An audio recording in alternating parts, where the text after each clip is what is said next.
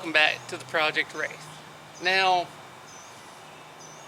it's unfortunately muddy out again. We went from winter, 2 weeks of spring where it rained almost non-stop, to summer, and it's basically hot, humid, and muddy.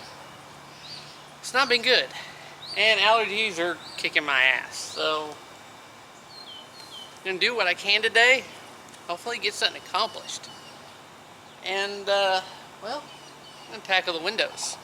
I'm not going to pull this front window out because, or the windshield, because it's cracked, and the reason I'm putting in the rest of the glass is to, maybe not the back glass, but driver's glass, take out the window regulator motor over there on the passenger side, put the crank setup back in it, and get it where I can roll it up and down, and put the other one back in that one. That way I can try to keep as many critters out of the inside as possible so I can start finishing it. Because, you know, there's dirt daubler's nest under there, wasp nest. A cat still gets in there every once in a while, even with the car cover over it. So, it's about time to seal off the inside. So, well, let's get to it before it gets any hotter. And, where'd he go? One of those little flying devils already got in here. Yeah. I hate those things. Well, for those that know me, you probably know what I'm about to do before I put the glass in. I'm going to take this opportunity to grease everything. Now, the glass track that is attached to the window now, well, I just put a lot of grease on it too. And it's going to re-grease everything. Now, these already roll up really easy because I've greased this door many times over the years. And one thing that I am going to have to do to this door to get it set exactly right, the bushings and pins are worn out and, you know, all that good stuff, so I'm going to have to replace some of the components for the door. Not a big deal. And grease the gear. Grease the pivot point.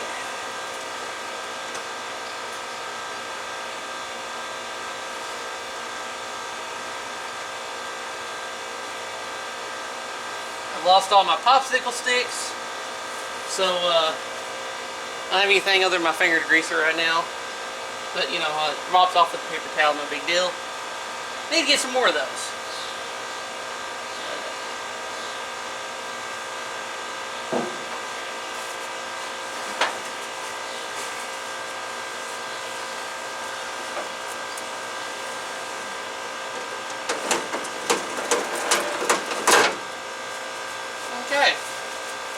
Now, start putting the glass back in it, the wing vent back in it,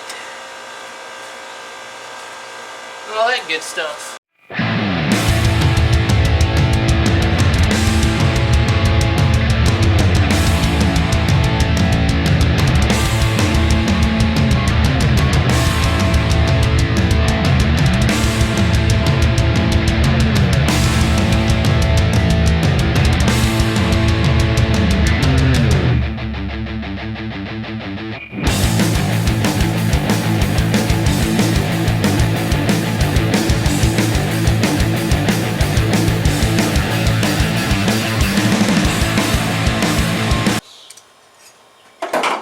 Now, got the first screw in, this bolt in, and should be pretty good now. One screw to put back in here, but I'll do that in the final steps because I may just want to move it and paint around it. But for now, it goes up, and it's going to keep bugs out. And it looks a lot better now. That it looks more intact than it was before. Rolls up and down easily, so I'm happy with it. Still got a little body work to do on the door. Not a big deal. Now the other side, that one's going to be a pain. So I'm sure some of y'all are probably out there saying, "No, Terry, stop! What are you doing? Why are you taking out the electric setup?" Well, you know what? I don't like electric windows and power locks. on something older. One, they don't feel right. Two, they're kind of a pain. For example, this. It is a pain to get down there and change that motor. I've done it. I don't like doing it. Two, in this situation, if I need to get my window down, I have to try to bring out a battery out here and try to hook up the wiring to it to make it go up and down. Oh. Pull the wiring off a little bit, at least give me some more room to hook the battery up. So it's over here. And it's right next to me, and I'm hoping I can just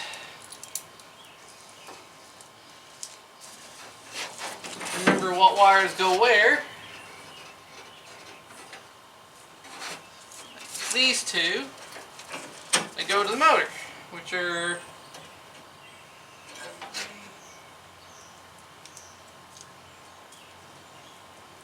these two, I think.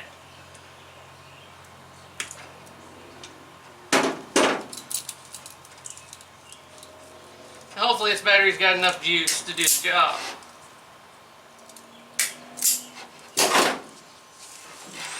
So reverse polarity, I think. I can get enough room.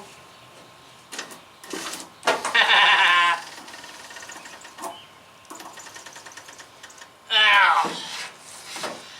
Okay, well, I guess I'm going to charge the battery. I got it partially down. Just swap batteries with the 93 for now. That way you can charge on there and this one can do its thing.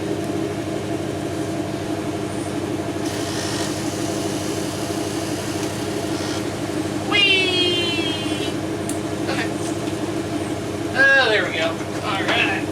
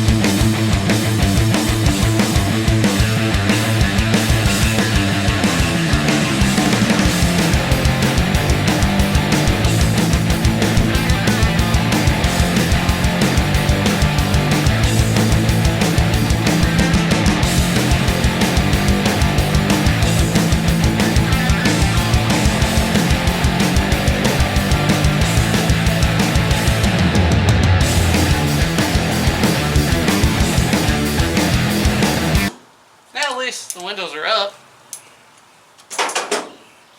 I wanted to do more today and on this episode, but honestly, I don't think I'm going to be able to. Since I had such a hard time getting this out because of mud, setting to pull it because of mud, and it's supposed to storm again tonight, I think I'm going to run to the hardware store and grab some more paver stones and basically pave a little, lay down 2 trails for the wheels to roll on this truck. That way it's going to be much easier for me to push it in and out from under the carport to work around it, because the carport's just not big enough.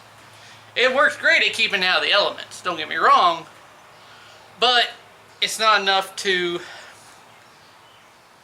it's not enough to work under, so it's one good side, one bad side. So at least I got more done with the truck. It's been killing me. Haven't really done anything with it lately, so this makes me feel better. So once I get the back glass put in, because it's already painted around the edge, so all I gotta do is, it's not gonna be a show truck. Although I might take it to shows. It's not gonna be perfect. So if I tape around the edges and paint it, it's not gonna hurt my feelings. It's gonna go back to daily driver, little hot rod truck. I don't make a lot of money to have someone just paint it perfectly and do all that. I'm a shade tree guy kind of guy. I do the best with what I have. And if that's not good enough for some people, oh well. I'm not one of these guys that nitpicks what someone else's work was done, because I understand that you do the best with what you got when you have to. So it's part of it. It's part of hot rodding. So it's not going to be a 100% perfect truck any means, but I don't care because I'm going to enjoy this truck. So I hope you enjoyed this little episode. As always, thanks for watching.